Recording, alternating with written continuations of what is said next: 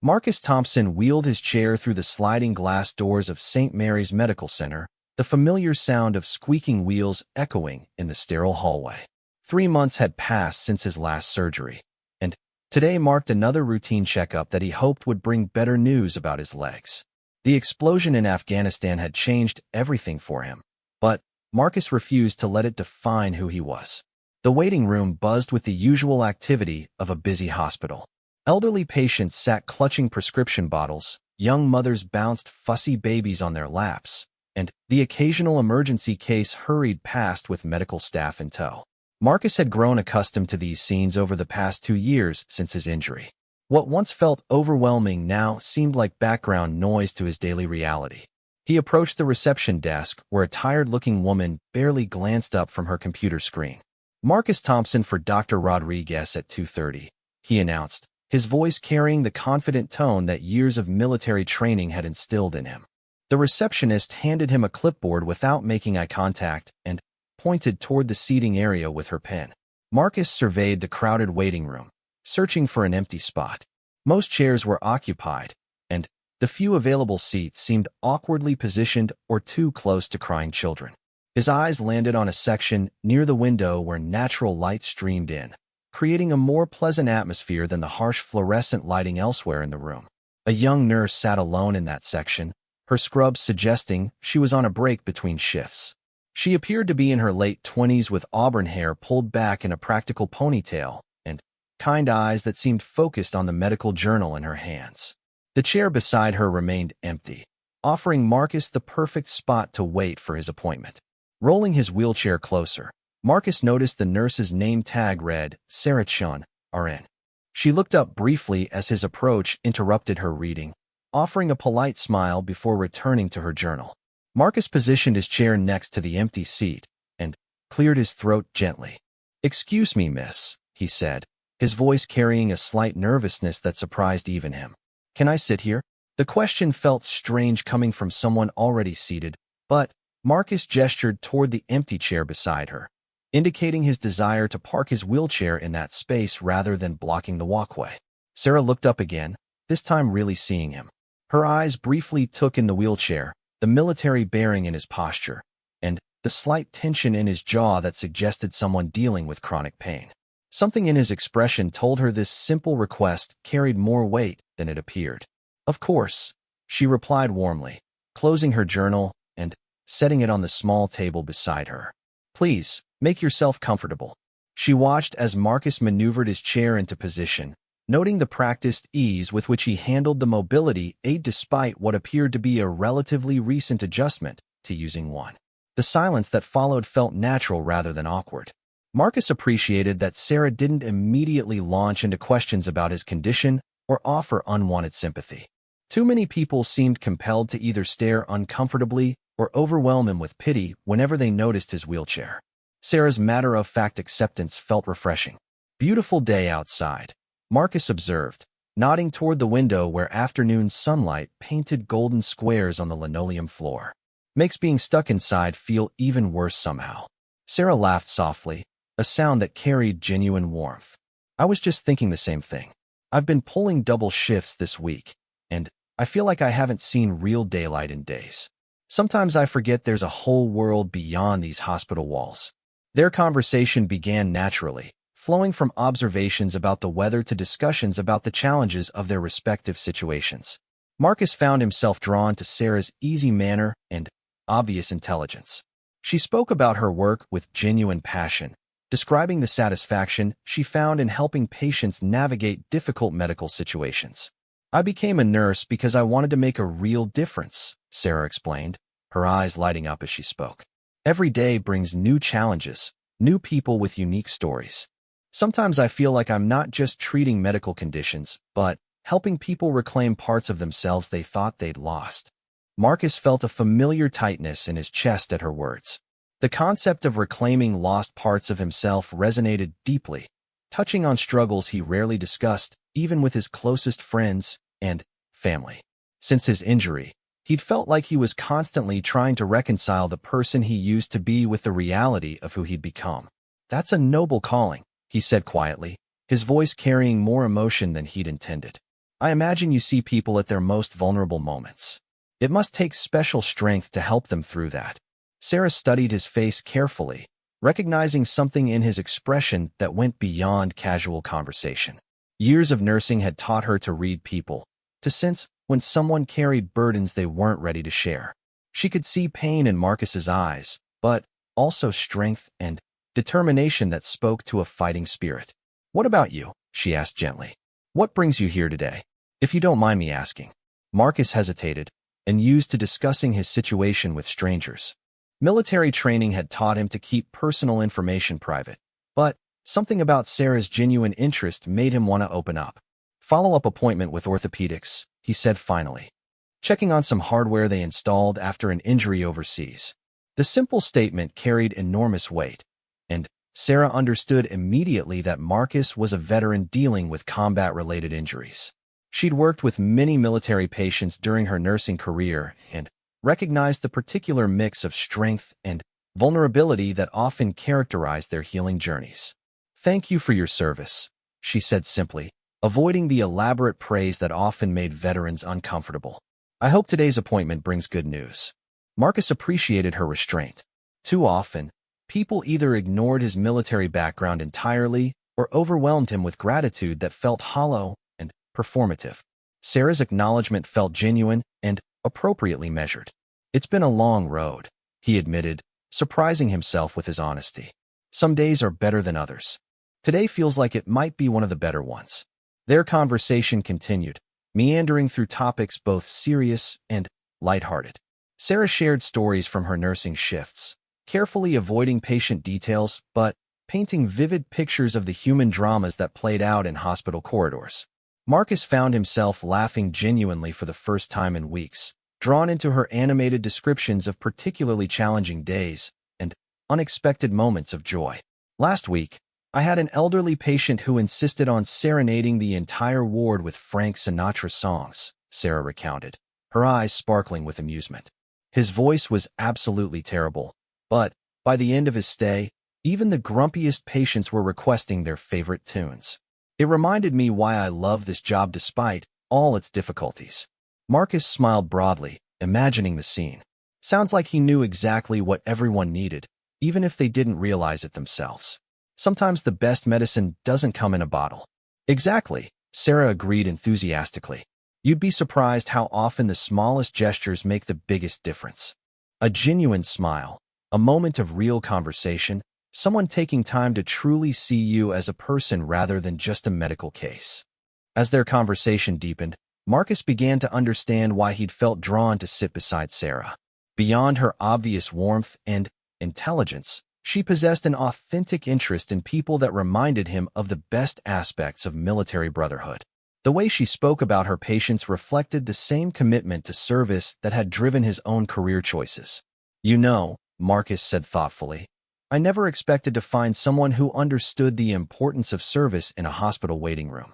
Your patients are lucky to have someone who genuinely cares about their well-being." Sarah felt a flutter of warmth at his words. "I could say the same about your fellow soldiers. Service takes many forms, and I imagine yours required sacrifices most people can't even imagine." The weight of her observations settled between them, creating a moment of understanding that transcended their brief acquaintance. Both had chosen paths dedicated to helping others, though their journeys had taken dramatically different turns. A nurse called Marcus's name from across the waiting room, interrupting their conversation and signaling that his appointment time had arrived. He felt a genuine reluctance to leave, surprised by how much he'd enjoyed talking with Sarah. Their conversation had provided a welcome distraction from his usual pre-appointment anxiety. "That's me," he said, beginning to wheel toward the nurse who'd called his name. He paused and turned back to Sarah. "It was really nice talking with you. Thank you for letting me sit here." Sarah smiled warmly, already missing their easy conversation. "The pleasure was entirely mine. Good luck with your appointment, Marcus." As he rolled away, both Marcus and Sarah felt that their chance encounter had been more significant than a typical waiting room conversation. Neither could have imagined that this simple exchange would mark the beginning of a connection that would profoundly impact both their lives in ways they never expected. The afternoon sunlight continued to stream through the hospital windows, casting the same golden glow that had witnessed the start of something extraordinary between two people who had simply asked if they could sit together. Dr. Rodriguez's office felt smaller than usual as Marcus positioned his wheelchair beside the examination table. The orthopedic surgeon had been overseeing his care since the initial surgeries, and their monthly meetings had become routine checkpoints in his recovery journey. Today, however, Marcus found his mind wandering back to his conversation with Sarah in the waiting room. "How's the pain level been this month?" Dr. Rodriguez asked, pulling up Marcus's latest scans on the computer monitor. The X-rays showed the complex network of titanium rods and screws that now supported what remained of his damaged spine and legs. Marcus considered the question carefully. Physical pain had become such a constant companion that he'd learned to measure it in degrees rather than presence or absence. "Manageable most days," he answered honestly. "The new medication routine seems to help with the worst spikes." Dr. Rodriguez nodded while studying the images. "The fusion is progressing well. I can see solid bone growth around the hardware. Your body is accepting the implants better than we initially hoped." He turned to face Marcus directly. "I know this process has been frustrating, but you're making genuine progress." The words should have brought relief, but Marcus felt a familiar disconnect between medical progress and his daily reality. X-rays and bone scans couldn't capture the psychological weight of his new limitations or the constant adjustments required for even simple tasks. Still, he appreciated Dr. Rodriguez's straightforward approach and refusal to offer false optimism. "What about the experimental therapy program we discussed last month?" Marcus asked. "Any updates on my application status?" Dr. Rodriguez's expression grew more serious. "The program is highly competitive, and candidacy depends on multiple factors beyond just medical suitability. Your physical condition qualifies you, but they're also looking for participants who demonstrate exceptional resilience and motivation for recovery." Marcus had heard similar qualifications before. Military medicine had taught him that the best treatments often required proving worthiness through demonstrated determination. He'd spent 2 years proving his commitment to recovery through countless hours of physical therapy, psychological counseling, and adaptive training programs. "I understand," Marcus replied. "Is there anything specific I can do to strengthen my application?" "Actually, yes," Dr. Rodriguez said, leaning forward slightly. "The program values candidates who are actively engaged in community integration and support systems. They want to see evidence that participants are building meaningful connections outside of medical settings." The suggestion struck Marcus as ironic. Building connections had become one of his greatest challenges since returning from deployment. His military friendships remained strong, but felt complicated by his changed circumstances. Civilian relationships often felt superficial or uncomfortable, with people either treating him as a tragic hero or avoiding him entirely due to their own discomfort with disability. As Marcus left Dr. Rodriguez's office, he found himself thinking again about Sarah and their easy conversation. Something about their interaction had felt natural and unforced in a way he hadn't experienced since before his injury. She had seen his wheelchair without making it the focus of their entire exchange, treating him as a complete person rather than a collection of medical complications. The hospital cafeteria buzzed with afternoon activity as Marcus decided to grab coffee before heading home. He rarely lingered in medical facilities longer than necessary, but today felt different somehow. The memory of genuine human connection had awakened something in him that made the prospect of returning to his empty apartment feel less appealing. "Marcus!" A familiar voice called from behind him as he waited in the coffee line. He turned to see Sarah approaching, still in her scrubs, but with a warmer expression than their earlier meeting. "How did your appointment go?" "Better than expected, actually," Marcus replied, surprised by how glad he felt to see her again. "Dr. Rodriguez thinks I might qualify for an experimental therapy program. Nothing guaranteed, but it's more hope than I had this morning." Sarah's face lit up with genuine enthusiasm. "That's wonderful news. What kind of program?" As they moved through the coffee line together, Marcus found himself explaining details about his condition and treatment options that he rarely discussed with anyone outside his medical team. Sarah listened with the kind of focused attention that made him feel heard rather than diagnosed. The program focuses on advanced rehabilitation techniques combined with psychological support, Marcus explained as they found seats in a quiet corner of the cafeteria. It's designed for combat veterans with complex injuries who want to push beyond conventional recovery expectations. Sounds like it was designed specifically for someone with your background, Sarah observed. Navy SEALs aren't exactly known for accepting limitations gracefully. Marcus laughed, appreciating her insight. You could say that. Our training teaches us to find solutions when everyone else sees impossible situations. Adapting to permanent limitations has required learning entirely different skills. Sarah stirred her coffee thoughtfully. I've worked with a lot of veterans over the years, and the ones who do best seem to be those who find ways to channel their military skills into new challenges. Have you been able to find outlets like that? The question touched on something Marcus had been struggling with for months. His military identity had been so central to his sense of self that losing the ability to serve in the same capacity had left him feeling adrift. Physical limitations were only part of the challenge. The loss of purpose and clear mission objectives had been equally difficult. I've been volunteering with a local veteran support group, Marcus said. Mostly just talking with guys who are dealing with similar transitions. It helps sometimes, but I keep feeling like I should be doing more. Sarah nodded understandingly. It's hard when you're used to being the one helping others, and suddenly find yourself needing help. But sharing your experience with other veterans is probably more valuable than you realize. Sometimes the best support comes from someone who truly understands what you're going through.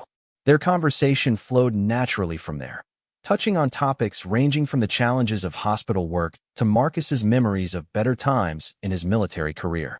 Sarah shared stories about particularly difficult cases that had tested her skills and emotional resilience, while Marcus opened up about the brotherhood he'd found among his SEAL teammates and how that sense of connection had sustained him through deployment challenges.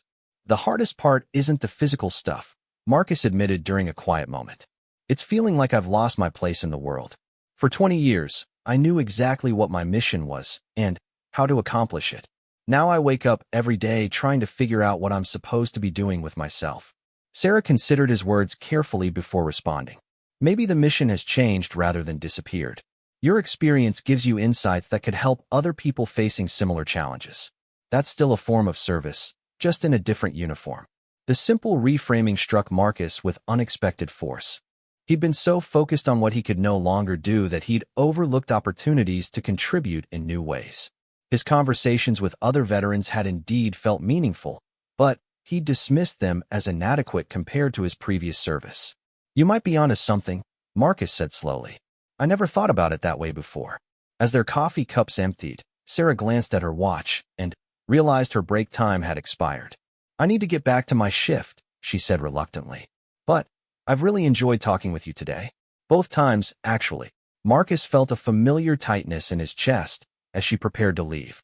The afternoon had passed more quickly than any he could remember in recent months, and the prospect of returning to his usual isolation felt heavier than before. Would you maybe want to continue this conversation sometime? He asked, fighting through his nervousness. I mean, if you're not too busy with work and everything. Sarah paused, considering the invitation. Dating had been complicated enough before she dedicated herself to demanding nursing shifts and ongoing education requirements. Adding a relationship with someone dealing with significant physical and emotional challenges would certainly complicate her life further. But something about Marcus drew her in despite the potential complications. His genuine warmth, obvious intelligence, and underlying strength appealed to her in ways that had nothing to do with his injury or military background.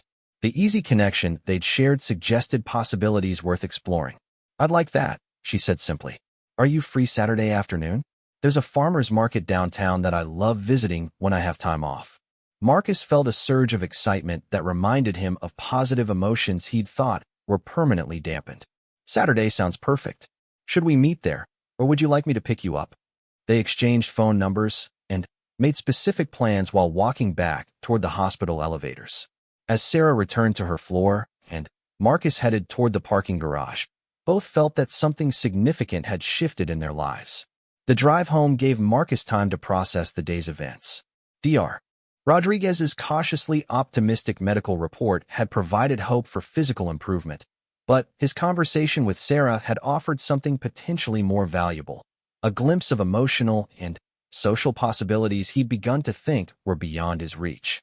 That evening, Marcus found himself looking forward to Saturday with an anticipation he hadn't felt since before his injury. The simple prospect of spending time with someone who seemed to genuinely enjoy his company felt like a small miracle. Sarah's shift continued with its usual mix of medical emergencies and routine care, but she found her thoughts returning frequently to her afternoon conversation with Marcus. His combination of strength and vulnerability intrigued her, and she appreciated his willingness to be honest about his struggles without wallowing in self-pity. As she prepared medication for an elderly patient recovering from hip surgery, Sarah reflected on how her work had taught her to see beyond surface appearances and immediate circumstances. Every patient carried stories of loss, adaptation, and resilience that reminded her of the human capacity for growth even in difficult situations. Marcus's story felt like it was just beginning rather than winding down, and Sarah found herself curious about where his journey might lead. Their upcoming farmers market visit promised to reveal more about who he was beyond his medical appointments and military background. The week ahead suddenly felt full of potential for both of them, marked by the kind of anticipation that makes ordinary days feel slightly magical. Saturday morning arrived with the kind of crisp autumn air that made everything seem possible. Marcus had awakened earlier than usual, feeling a mixture of excitement and nervousness that reminded him of pre-mission briefings during his SEAL days. The farmers market represented his first social outing that wasn't medical or veteran-related in over 2 years, and he found himself caring more about making a good impression than he'd expected. He'd spent considerable time choosing clothes that looked casual but put together, eventually settling on dark jeans and a navy blue Henley that complemented his eyes. The process of getting dressed had become more complicated since his injury, requiring careful maneuvering and adaptive techniques, but today the effort felt worthwhile rather than frustrating. The downtown farmers market sprawled across several city blocks, transforming ordinary streets into a vibrant maze of vendor stalls, food trucks, and live music. Marcus arrived early and positioned his wheelchair near the main entrance, watching the steady stream of people carrying reusable bags and chatting with vendors about seasonal produce.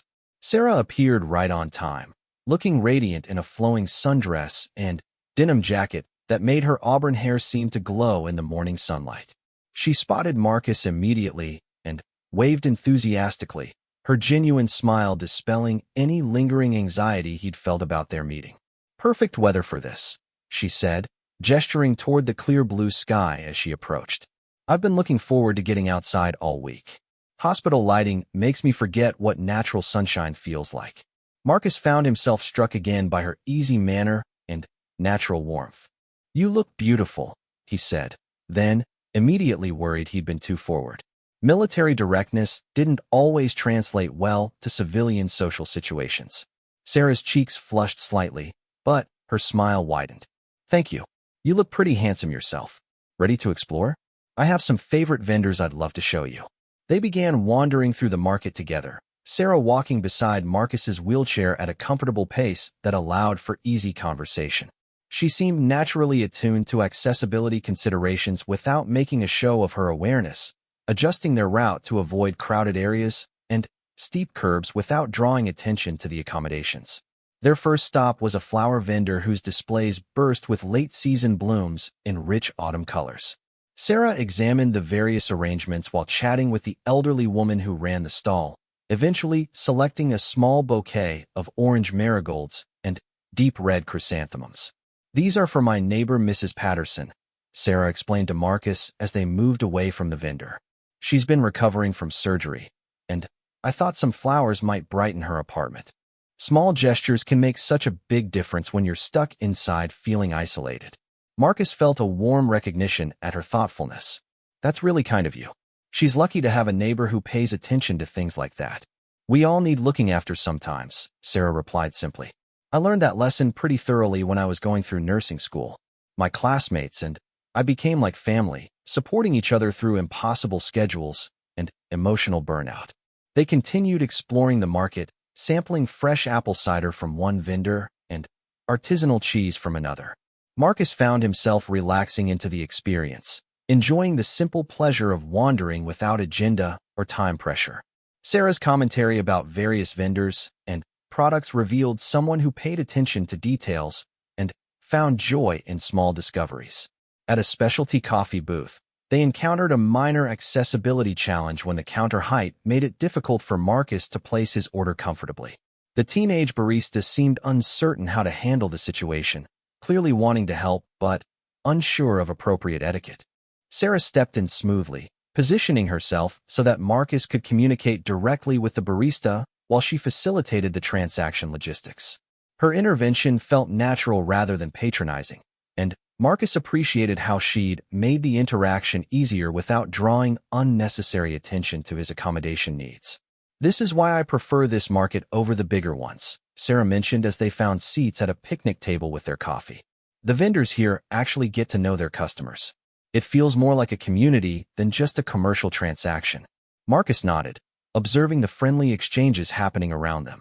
Children ran between stalls while parents chatted with vendors they obviously knew well. Elderly couples examined produce together with the careful attention of people who'd been shopping together for decades. The scene felt warm and inclusive in a way that made his wheelchair seem less noticeable. "Tell me about your family," Marcus asked, curious about Sarah's background. "Do you have people you're close to?" Sarah's expression grew thoughtful. "My parents live about 3 hours away in a small town where my dad teaches high school science, and my mom runs the local library. They're wonderful people who raised me to believe that helping others was the most important thing you could do with your life. I have a younger brother who's finishing medical school with plans to become a pediatrician." She paused to sip her coffee before continuing. "We're close, but I don't see them as often as I'd like. Hospital schedules make it hard to coordinate visits, and they worry about me working such demanding hours in such an emotionally intense environment." Marcus understood family concern about dangerous careers. His own parents had struggled with his decision to join the SEALs, knowing that his chosen path carried significant risks. The irony that his injury had occurred during what should have been a routine patrol rather than a high-risk mission hadn't been lost on any of them. "What about you?" Sarah asked. "Do you have family support during your recovery?" "My parents are great," Marcus replied. "They live in Texas now, retired, and spending their time traveling in an RV they bought specifically for visiting national parks. They came to stay with me for the first few months after my injury, but I eventually convinced them to get back to their own lives." He gestured toward his wheelchair with a slight smile. "This thing makes them nervous in a way that my SEAL deployments never did. At least when I was overseas, they could pretend I was just having an extended adventure. Having to help me with basic daily tasks forced them to confront the permanence of my situation." Sarah heard the complexity in his tone, understanding that independence had been important enough to Marcus that he'd chosen isolation over well-meaning but uncomfortable family assistance. That must have been a difficult balance to strike, wanting support, but also needing space to figure out your new normal. "Exactly," Marcus said, grateful for her insight. "I love them, but their grief about my situation was sometimes harder to deal with than my own adjustment process. They kept apologizing for things that weren't their fault and trying to fix problems that couldn't be fixed." Their conversation was interrupted by a commotion at a nearby vendor stall where an elderly man had apparently collapsed. Several people had gathered around him, but no one seemed to know how to help effectively. Sarah immediately stood up, her nursing instincts taking over. "Excuse me, I'm a nurse," she announced clearly, moving quickly toward the scene. "Can someone call 911, please?" Marcus followed as closely as his wheelchair allowed, watching Sarah take command of the situation with impressive calm and competence. She knelt beside the elderly man, checking his pulse and breathing while asking bystanders about what they'd observed before his collapse. "Sir, can you hear me?" Sarah asked the man gently, her voice carrying the authoritative kindness that Marcus was beginning to recognize as characteristic of her personality. "My name is Sarah, and I'm a nurse. You're going to be okay, but I need you to try to stay awake and talk to me." The man's eyes fluttered open, and he appeared disoriented but conscious. Sarah continued monitoring his vital signs while providing reassurance and gathering information about his medical history from his worried wife, who had been shopping with him when he suddenly felt dizzy and fell. Marcus found himself moved by witnessing Sarah in her professional element. Her competence was obvious, but more impressive was her ability to remain calm and focused while radiating genuine care for a complete stranger. She coordinated with the arriving paramedics seamlessly, providing a clear summary of the man's condition and the care she'd provided. As the ambulance departed with the patient and his wife, Sarah returned to Marcus looking slightly shaken, but satisfied that she'd been able to help. "Sorry about that," she said, sitting back down at their picnic table. "I can't help but respond when medical situations arise. Occupational hazard, I guess." "Don't apologize," Marcus said firmly. "That was incredible to watch. You probably saved that man's life, or at least prevented his condition from worsening significantly." Sarah shrugged modestly. "Just doing what I'm trained for. Anyone with basic first aid knowledge could have helped in that situation." Marcus shook his head, recognizing false modesty when he heard it. "Not anyone could have taken charge of that scene the way you did. You assessed the situation instantly, organized the bystanders, provided appropriate care, and communicated effectively with the paramedics. That's leadership under pressure." His military background gave him deep appreciation for effective crisis response, and Sarah's performance had been textbook excellent.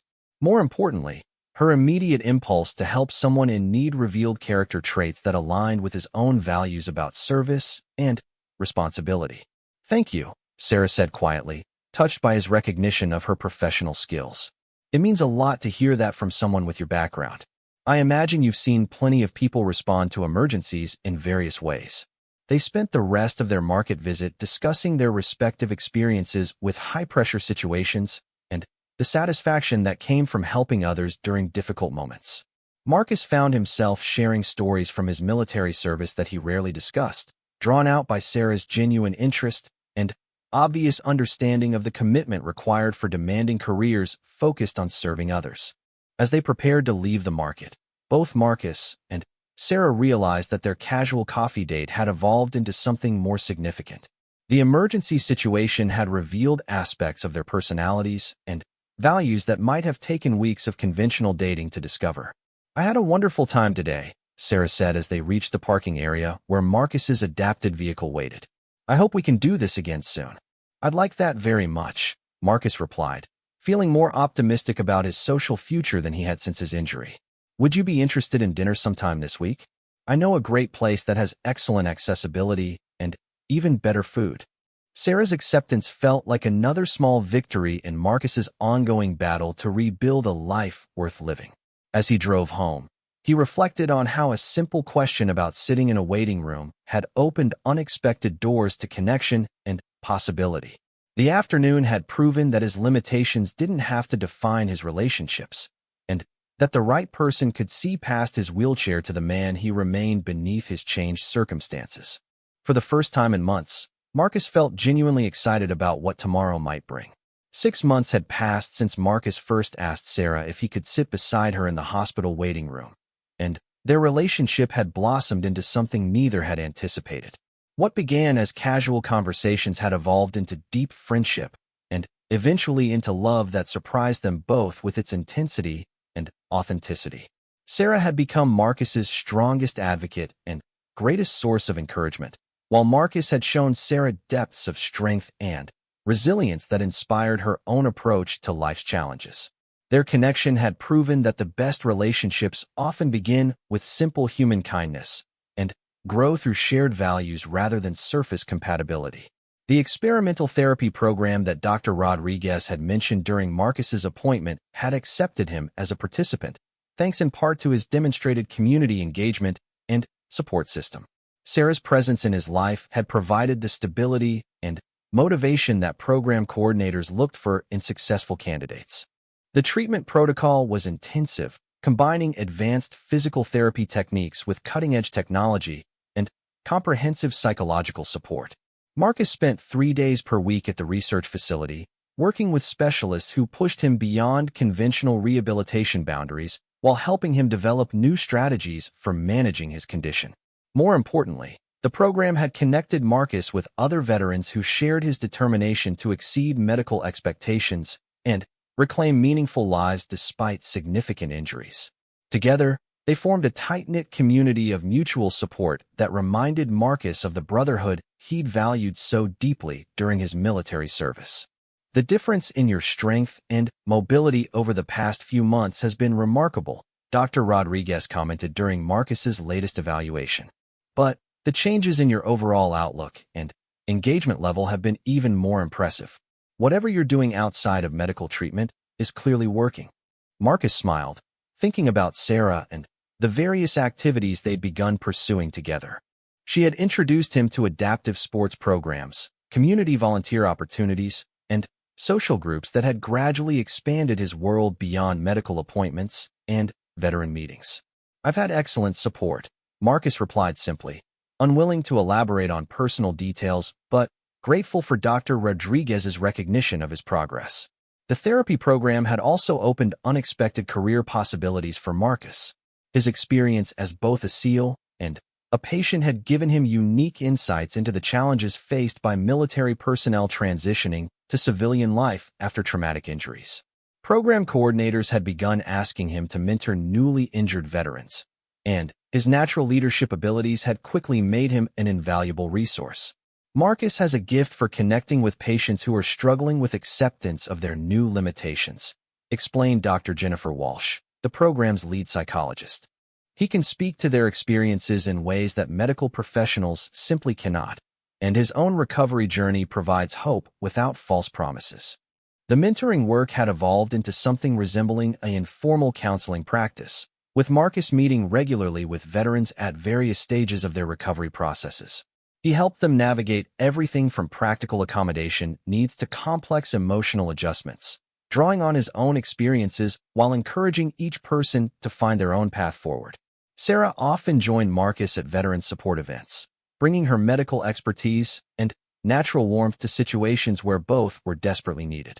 Their partnership had become a powerful force for helping others, combining Marcus's lived experience with Sarah's professional skills and infectious optimism.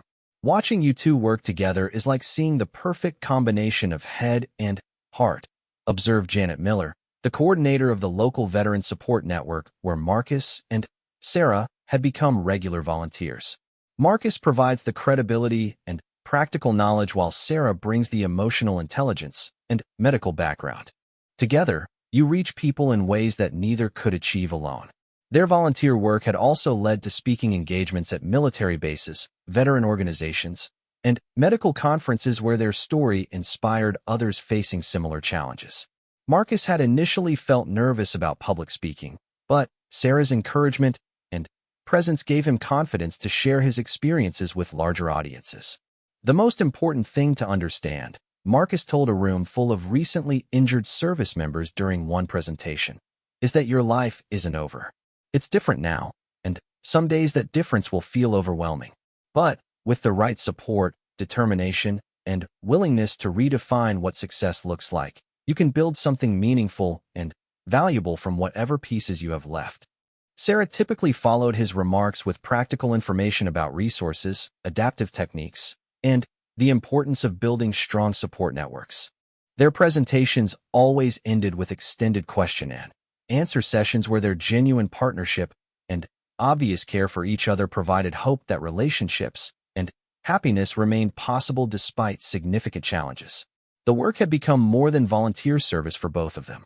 Marcus found that helping other veterans gave him the sense of mission and purpose that he'd lost after his injury, while Sarah discovered that their advocacy work satisfied her desire to make broader systemic improvements in veterans' healthcare and support services. "I never expected to find my calling through falling in love," Sarah confided to her best friend from nursing school during one of their monthly coffee meetings. "But working alongside Marcus has shown me possibilities for service that I never would have considered otherwise." Their relationship had also prompted both Marcus and Sarah to pursue additional education and training that would enhance their effectiveness as advocates and counselors. Sarah had enrolled in courses focused on trauma-informed care and disability advocacy, while Marcus was completing certification programs in peer counseling and adaptive recreation leadership. The academic work required significant time and energy, but they supported each other through the challenges while celebrating each milestone achievement. Their shared commitment to growth and Service had created a partnership dynamic that strengthened rather than competed with their romantic connection. Some couples bond over shared hobbies or similar backgrounds. Sarah observed one evening as they studied together in Marcus's apartment, which had been renovated for optimal accessibility. We seemed to bond over shared purpose. I've never felt so aligned with another person's values and goals. Marcus looked up from his textbook on peer support methodology, struck by how naturally their lives had integrated despite the dramatic differences in their backgrounds and circumstances. I think we're building something neither of us could have created alone. Your nursing skills make my veteran mentoring more effective, and my military experience gives your advocacy work additional credibility. Their personal relationship had deepened alongside their professional collaboration, with each challenge they faced together strengthening their trust and commitment. Sarah's family had embraced Marcus enthusiastically, appreciating his genuine love for their daughter and his obvious character. Marcus's parents had overcome their initial concerns about Sarah taking on the complexities of loving someone with significant physical limitations, recognizing that she brought joy and stability to their son's life. When we first learned about Marcus's injury, we worried that he would never find someone who could see past his wheelchair to the wonderful man he'd always been. Marcus's mother confided to Sarah during a holiday visit. "You've given us back our faith that love really can conquer obstacles when two people are willing to work together." The couple had begun discussing marriage and shared future plans that included both personal goals and professional aspirations. Marcus had purchased a ring and was planning a proposal that would honor both Sarah's love of simple, meaningful gestures and his own appreciation for symbolic moments that marked important transitions. Their advocacy work had gained recognition from state and federal legislators interested in improving veterans' health care and support services. Marcus and Sarah had been invited to testify before congressional subcommittees, where their combined testimony about gaps in current systems and potential solutions had influenced policy discussions. Your story illustrates everything that's right about American resilience and everything that's wrong with our current approach to veteran support, Congressman Robert Chun had told them after one particularly impactful hearing. "We need more voices like yours helping us understand how to serve those who served us." The public recognition felt gratifying, but Marcus and Sarah remained focused on the individual veterans they worked with directly. Each success story, each person who found hope and direction through their mentoring, provided more satisfaction than any official acknowledgement of their contributions. At the end of the day, policy changes and system improvements matter, Marcus reflected during one of their evening conversations. But knowing that we've helped even one person avoid the despair and isolation I experienced makes everything worthwhile. Sarah nodded in agreement, thinking about the recent graduate of their mentoring program who had just started college after believing his traumatic brain injury had ended his educational possibilities. Sometimes the smallest interventions create the biggest transformations. That first conversation in the hospital waiting room certainly proved that principle. As they planned their upcoming wedding and considered their long-term goals, both Marcus and Sarah marveled at how far they'd traveled from that initial moment when Marcus had simply asked if he could sit beside her. Their love story had become a testimony to the power of human connection and the possibility of finding purpose and joy even after devastating setbacks. The Veteran Support Organization had offered Marcus a full-time position as program director, while Sarah was considering transitioning from bedside nursing to healthcare advocacy and policy work. Their professional paths seemed destined to remain intertwined, just as their personal lives had become inseparably connected. 5 years from now, I want us to look back on this time as the beginning of the most meaningful chapter of our lives, Sarah said one evening as they watched sunset from Marcus's apartment balcony. "We're building something together that will outlast us and help countless people we'll never even meet." Marcus took her hand, feeling grateful for the simple human gesture that had started their journey together. "I used to think my life effectively ended when I got injured. Now I realize it was just beginning in a completely different direction. Sometimes the best things come from the most unexpected places." Their story had come full circle from a moment of vulnerability and need in a hospital waiting room to a partnership that had created ripple effects of healing and hope throughout their community. The question, "Can I sit here?" had opened doors to possibilities that neither Marcus nor Sarah could have imagined when they first met. As they prepared for their wedding and their expanded roles as advocates and mentors, both understood that their greatest accomplishment wasn't overcoming Marcus's injury or building a successful relationship despite significant challenges. Their greatest accomplishment was learning to transform personal struggles into sources of strength and service that could benefit others facing similar battles. The future stretched ahead of them, filled with opportunities to continue making a difference, one conversation at a time, one person at a time, one moment of human connection at a time. Their love story had become much more than a personal triumph. It had become a beacon of hope for anyone who believed that meaningful life could be rebuilt from the pieces of what had been lost.